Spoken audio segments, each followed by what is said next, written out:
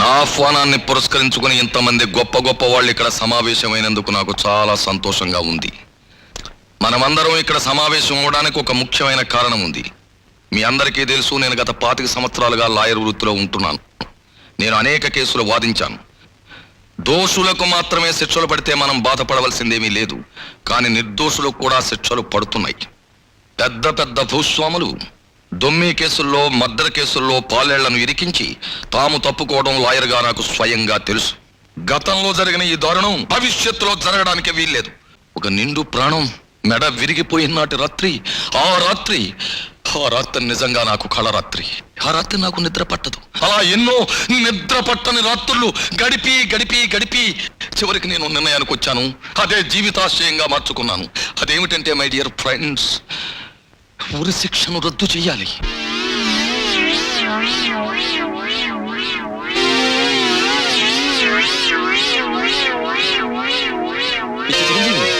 ఏమిటి, ఏమైంది?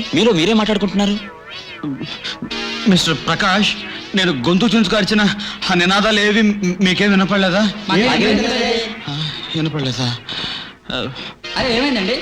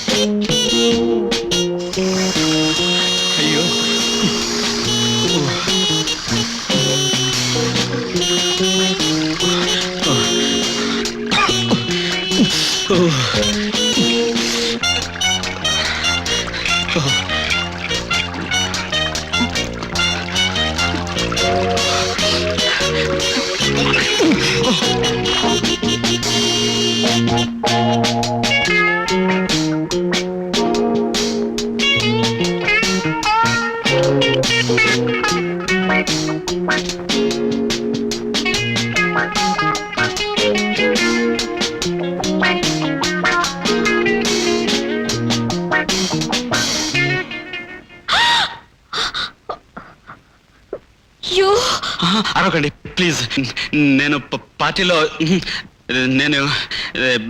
నేను బాత్రూంలో చేరేపు తీసేసుకు, అయ్యో, నేను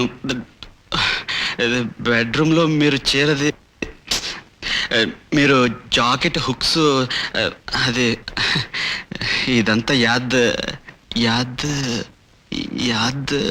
యాదృచ్ఛికం. కరెక్ట్, యాదృచ్ఛికం.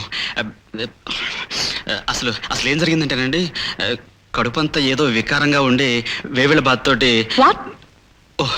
వేవిళ్ళంటే మీకు తెలియదు కాబోలు, పెళ్ళైతే తెలుస్తుందండి. అయ్య బాబాయ్, కోపడకండి. నేను బందిపోటు బలదేవ్ సింగ్ను కాదు, ఠాకూర్ గబ్బర్ సింగ్ను కాదండి. నేను సర్వోత్తమ గారి పార్టీకి వచ్చిన గెస్ట్ అండి. అది నా పేరు చిరంజీవి. అబే, తుమ్మెందుకు దీవించుకోవడం కాదండి, నా పేరే చిరంజీవి. చదువు MA LLB, వృత్తి CKP. అంటే చెట్టు కింద ప్లేడరు అని.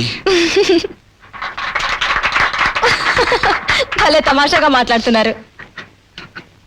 అరే, అలా ఉడికిపోతున్నారేంటి? సరే అండి, మిమ్మల్ని చూసిన తర్వాత బట్టలు తడిసిపోయాయి కదండి. కోట్ బాగా తడిసిపోయింది, తీసివ్వండి, రేపు పంపిస్తాను. అలాగేనండి.